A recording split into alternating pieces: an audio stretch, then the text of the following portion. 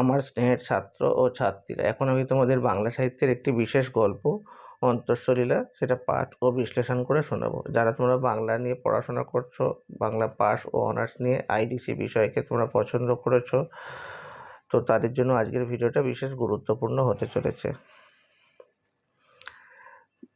বহুদিন পর দেবব্রত আজ আবার ধীরে ধীরে পা চালায় কফি হাউসের দিকে। ঝাড়া পোছা ঝকঝকে পরিচিত সিঁড়িটার মাথায় পা দিতে না দিতেই ভিতর হতে প্রসন্ন চোখে আহ্বান আসে, এই যে দেবব্রত, তো খবর কি? আজকাল যে তোমার আর দেখাই পাওয়া যায় না। একটা চেয়ার মৃদু ঠেলে দেয় পুরনো লেখক বন্ধু শিবনারায়ণ ব্যানার্জি। আর তারপর তোমাদের কাগজের কদ্দূর? নতুন কোনো বইটই বেরোচ্ছে নাকি রাধারানী থেকে? শিবনারায়ণ জিজ্ঞাসু চোখে তাকায়। একটা নতুন কন্ট্রাক্ট হচ্ছে শিগগির, শকুন্তলা দেবীর উপন্যাস। এই সাবিত্রী রায়ের লেখা। শকুন্তলা হলেন একজন লেখিকা। তার সম্পর্কে যদি তোমাদের তথ্য জানিয়ে রাখি, সেটা একটু শোনো। যে লেখিকা এই শকুন্তলা দেবীর একমাত্র পরিচয় নয়, পাশাপাশি একজন তিনি লজ্জাশীলা বধূও বটে, সাংসারিক গৃহবধূ, কর্তব্যপরায়ণ মা বলা যায়। তবে বড়দের প্রতি শ্রদ্ধা, মানবিকতা, সামাজিকতা, স্নেহ, ভালোবাসার পরিপূর্ণতায় তার মন। আর মধ্যবিত্ত অভাবী সংসারের থেকে তাহলেও তিনি মুখে কোনো টু শব্দটি করেননি। এমনকি বর্ষীয়সী শাশুড়ির ঝাঁঝালো কড়া কড়া কথা তারও কোনো প্রতিবাদ করেনি। এমনই এক চরিত্র এই শকুন্তলা দেবী। তো মুখের কথা কেড়ে নিয়ে ঠাট্টার সুরে বলে শিবনারায়ণ যে মেয়েদের লেখা আবার উপন্যাস, তো নিঘাত লস দিতে হবে রাধারানী পাবলিশারকে। তাছাড়া আনকোরা নিশ্চয়ই, নাম তো কখনো শুনিনি। না, আমি তখন তো ওর তো আরও খান্ডই বই বেরিয়েছে ছোট গল্পের। অন্যদিক থেকে কথা আসে, ও আবার গল্প নাকি? টেকনিকের কোনো বৈশিষ্ট্য আছে তাতে? দেবব্রত দৃঢ়কণ্ঠে জবাব দেয়, একমাত্র টেকনিকটুকুই তো গল্পের প্রাণ নয়, আর আত্মাও নয়। এবার তর্ক শুরু হয়ে যায়। শকুন্তলা সেন কোন অতলে ডুবে যায় তর্কের জোর ঘূর্ণিপাকে। একেবারে উপকথা রূপকথার যুগ হতে 48 মাসের পুজো সংখ্যায় এসে তর্কের পালতোলা তরি। তো আরও দুইজনা বন্ধু এসে বসে ছোট্ট টেবিলটি ঘিরে, আর বেয়ারা নতুন করে কফি দিয়ে গেছে দ্বিতীয়বার। ধোঁয়া উঠছে, কফির বাষ্পীয় উগ্র গন্ধ ধোঁয়ার সাথে মিশছে সিগারেটের কড়া গন্ধ। বাষ্পহীন ধোঁয়ার কুণ্ডলী। কাচের বড় বড় জানলা দিয়ে দেখা যাচ্ছে মেঘলা আকাশের বেশ খানিকটা অংশ। হাওয়াটাও ভেজা ভেজা, বলা চলে প্রায় কন্টিনেন্টাল পরিবেশ। তর্ক তীব্র হয়ে উঠছে। সিবেশ রায় সিগারেটের ছাইটুকু টোকা দিয়ে ঝেড়ে ফেলে শেষ টান দিয়ে নেয়। তারপর প্রথম কথা বলে এতক্ষণ পর, তবে আসার কথা এই যে আজকাল সাহিত্যিকদের কর্তব্যের প্রতি দৃষ্টি পড়ছে। কলমে কালি যখন আছে তো লিখে যাই যা খুশি। এ স্বেচ্ছাচারিতার যুগ কেটে গেছে। কিন্তু এই তো সেদিন 30 এতে বেশ একটা ভালো আলোচনা হলো। ছোট গল্প লেখার কায়দা সম্পর্কে একটা সুন্দর কথা বলেছেন আমাদের সাহিত্যিক মহারাজ। লেখার মস্ত একটা প্রয়োজনীয় কায়দাই হচ্ছে যে অপ্রয়োজনীয় কথাগুলো ছেঁটে ফেলতে শেখা। তবে এটা অতি ঠিক কথা। আগাছা নিড়ানো না দিলে ফুলচারার কি বলবো সৌন্দর্যই আড়াল হয়ে যায় বাজে কথার চাপে বা বাজে গাছের চাপে। তো আরও একজন ঘরে ঢোকে আর রঞ্জন রায় ডাক দেয়, এই যে প্রফেসর, তো দূরে দূরে কেন? তোমার বউ তো এন্তার লিখছে হে। ওই এনার বউয়ের নামই হচ্ছেন শকুন্তলা দেবী। তো এরকম ঘষতে ঘষতেই তো হাত পেকে যাবে, অর্থাৎ লিখতে লিখতেই একদিন বড় লেখিকা হয়ে যাবেন। ব্যঙ্গ করে কথাগুলো বলা হয়।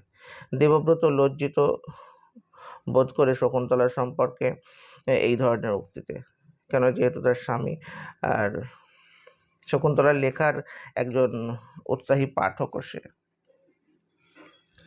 ব্যথিত হয় সে এরূপ বা এতটা রূঢ় মন্তব্যে। সাহিত্যিকদের কফির আসর শেষ হয়, রাস্তায় নেমে পড়ে সবাই, আর প্রফেসর যায় না, কারোর জন্য অপেক্ষা করছে। দেবব্রত ওঠে না, বসে বসে সিগারেট পোড়ায়। চোখের সামনে বিচিত্র মানুষের বিচিত্র বেশভূষা, হাসি, চিন্তারেখা আলতোভাবে ছুঁয়ে যায় সিগারেটের ধোঁয়ার ভিতর দিয়ে। এও এক ধরনের রঙ্গমঞ্চই। হালকা সবুজ রঙের দেওয়ালে দেওয়ালে সুন্দর ছবি আঁকা, শাখায় শাখায় কুঞ্জনরত বিহঙ্গী, ঘর ভর্তি সাজানো চকচকে চেয়ার টেবিল, উর্দি পরা মানুষের ত্রস্ত মানে ব্যস্ততা।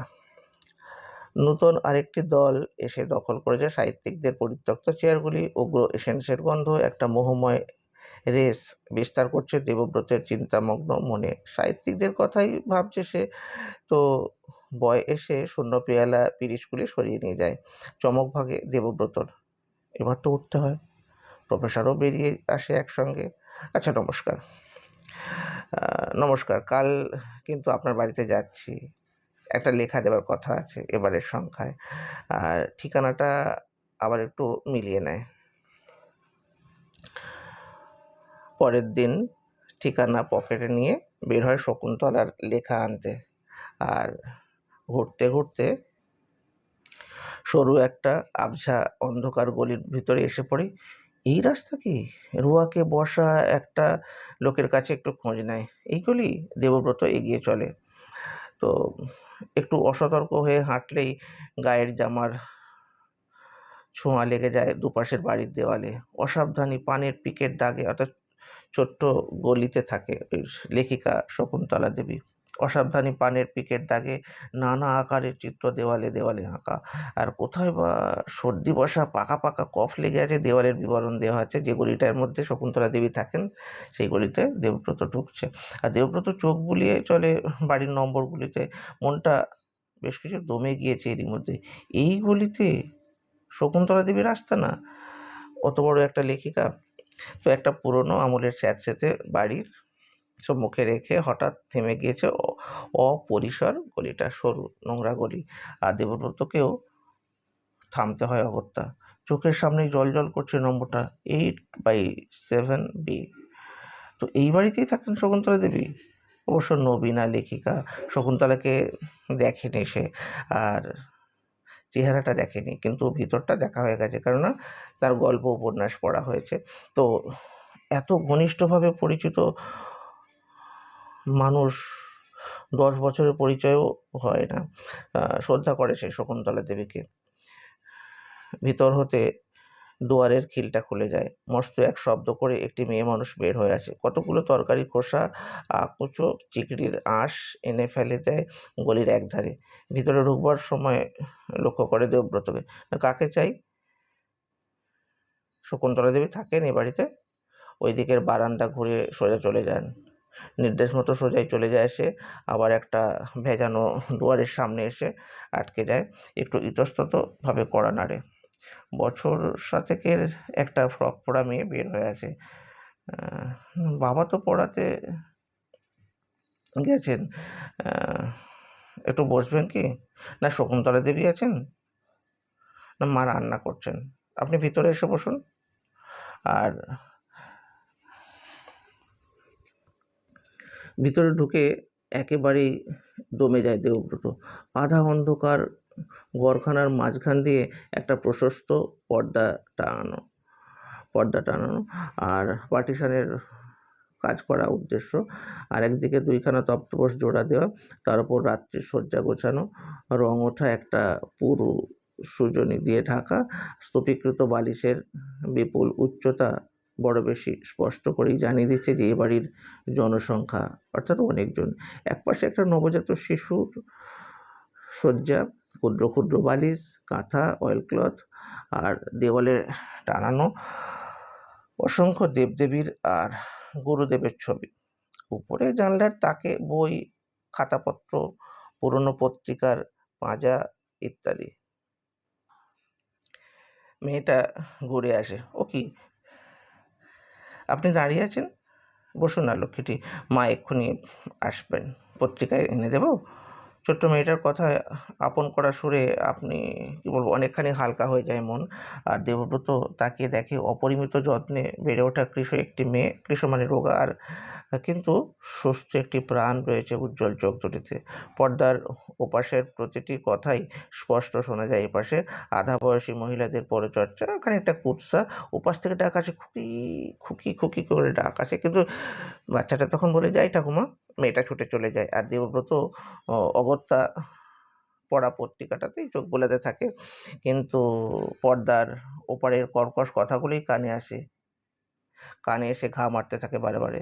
মেয়েটাকে একটু ধর দেখি, চালগুলো ঝেড়ে নি। পার্শ্বস্থিত আত্মীয়ার নিকট মনের কিছু তিক্ততা ঝেড়ে ফেলে অর্ধবয়সী বা বর্ষিয়াসী মহিলা চাল ঝাড়ার সঙ্গে সঙ্গে আগের আগের মতো কি আর ঝাড়তে পারি?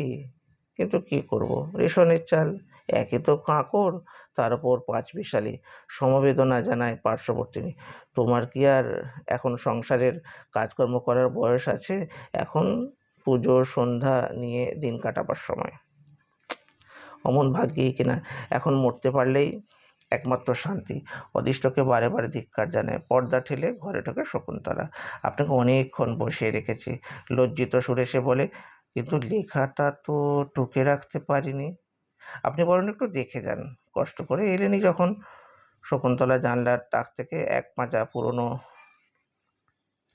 রংধরা খাতা টেনে নামিয়ে একমনে খুঁজতে থাকে সদ্য লেখা গল্পটি। দেবব্রতর একবার চোখে পড়ে একবার শকুন্তলার হাতের দিকে। সবেমাত্র মশলা পিষে এলো, আর তারই চিহ্ন হলুদ রংধরা হাত দুখানায়। পর্দার ওপাশে শিশুকণ্ঠে কান্নাও শুরু হয়, আর কান্নাটা ক্রমেই চিৎকারে পরিণত হতে থাকে। মনে হয় যেন এখনই বুঝি লাঙ্গস ছিঁড়ে যাবে। আর মৃদু অধৈর্যের সাথে নিচু গলায় বলে শকুন্তলা, পুড়িয়েই ফেললো নাকি ওরা উনুন ধরাতে? ওদিকে পর্দার ওপাশ হতে চাপা গলার কড়া ঝাঁঝ এসে ধাক্কা খায় পর্দার গায়ে। আরে ডাক না তোর মাকে। মেয়েটা চেঁচিয়ে গলা ফেটে মরছে, কানেও কি যায় না? ছেলেপুলের মায়ের কি আর দিনরাত কলম নিয়ে বসে থাকলে চলে? একটু স্বর নামিয়ে যেন স্বগতোক্তি করে মহিলাটি, বিদ্বান ছেলের বিদুষী বউ, যত জ্বালা হয়েছে আমার। নিচু গলায় বলা হলেও সবটুকু কথাই শোনা যায় পর্দার এপাশেও। একটা থমথমে চাপা শ্লেষে ভরে থাকে কোঠাখানা।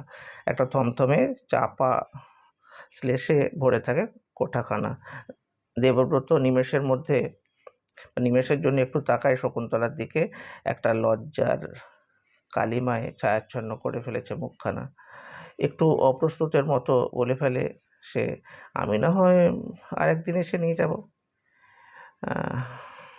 তখন শকুন্তলা দেবী বলেন, এই তো পেয়ে গেছি, আপনাকে কষ্ট করে একটু পড়তে হবে, এখানে ওখানে ছড়ানো রয়েছে লেখাটা তো। আর খাতাখানা এগিয়ে দিয়ে চলে যায় সে। শিশুর কান্না তবুও থামে না। আবার সেই একই ঝাঁঝালো কণ্ঠস্বর, বাবা, মেয়ের কান্নায় তো ভারী পারি না, আমি আর পারি না। তো এক মেয়ে জন্মেছে, তার রোগ ছাড়ে না, আর রোগ ছাড়বেই বা কী করে? এমন স্যাঁতসেঁতে বাড়িতে ভালো মানুষেরও রোগ ধরে যায়। রোদের বংশ নেই। কেমন বাড়িতে শকুন্তলা দেবী থাকেন একবার বোঝো। দেবব্রত খাতাখানায় মন দেয়। 5 বছর আগেকার পাঠ্যাবস্থায় প্রথম কয়েক পৃষ্ঠা রোমান ইতিহাসের ক্লাস নোট, কৃতদাস বিদ্রোহ, জুলিয়াস সিজারের হত্যা। তো তারপরে নূতন লিখতে শেখা বড় বড় অক্ষরে প্রথম পাঠ, সকালে উঠে আমি মনে মনে বলি। তো আর সবশেষে শুরু হয় গল্পের আরম্ভ। ময়দানের দিকে এগিয়ে চলেছে হাজার হাজার মানুষের মিছিল। দেবব্রত মন গুছিয়ে আনে গল্পে। বেশ বড় গল্প। চা কাকু। আর মেয়েটা চায়ের পেয়ালা রেখে যায় চৌকির ওপর। মিষ্টি হাসির অজস্রতা, কচি চোখে যেন একটি সোনালি রোদের রেখা জোর করে ঢুকে পড়েছে এই আবদ্ধ ঘরে। ওপাশে আবার অদিষ্টকে কষাঘাত শুরু হয়ে যায়। ডাল বুঝি পোড়া পোড়া হতে লাগলো। কি যে আমার বরাত, তোর মা বুঝি গেছে কলতলায় মেয়ের কাঁথা কাচতে। ডাক দেখো কি, সঙ্গে সঙ্গে এক ঝলক পোড়া গন্ধ উড়ে আসে। কাঁথা কাচতে একটু পরে গেলে চলে না?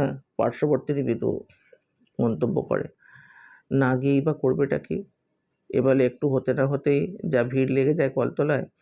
আর এক বাড়িতে ৭-৭টা ভাড়াটে, একখানা ঘর মাত্র, ৪০ টাকা ভাড়া।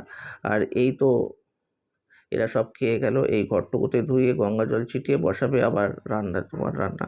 আর তারপর রাত্রিতে আবার এর উপরেই বিছানা পড়বে। এইটুকু ঘরে মানুষ তো আর কম না। হারানের ছেলেরাও তো এখানে থেকেই পড়ে। তোমার তো তবু ওই বউটাই রান্না করে দেয়। পার্শ্ববর্তিনীর মনের জমানো খেদ বের হয়ে পড়ে হঠাৎ। কিন্তু গৃহস্বামিনী খুশি হয় না তার কথায়। অপ্রসন্ন সুরে বলে, আমি তো বলি বউকে, তোমার লেখাপড়ার ব্যাঘাত হয়, আমার আতপ চালটুকুই আমি ফুটিয়ে নিই। আমরা মূর্খ মানুষ, আমাদের তো সময়ের মূল্য নেই তাদের মতো। বিদ্বেষ চুয়ানো প্রতিটি উচ্চারণে ধরা পড়ে অনুচ্চারিত বহু অনুযোগ। দেবব্রত কান ভাঙা চায়ের পেয়ালায় চুমুক দেয় সন্তর্পণে। ভিতর হতে আবার ডাক শোনা যায়, খুকি তোর কাকার আসনটা পেড়ে দিয়ে যেত। এইমাত্র স্নান করে আসা অল্প বয়সী একটি ভদ্রলোক একবার পর্দা সরিয়ে একটুখানি দেখে যায় আগন্তুককে, আর একটা অর্থভরা হাসির কণা চোখের কোণায়। ওদিকে তদারক শুরু হয় ভিতরে। কিরে সুকু, চচ্চড়িটা কেমন হয়েছে? দেখতে তো ভালোই মনে হচ্ছে না? আর ভালো আর হয়ই বা কী করে? রান্নায় কি আর মন থাকে?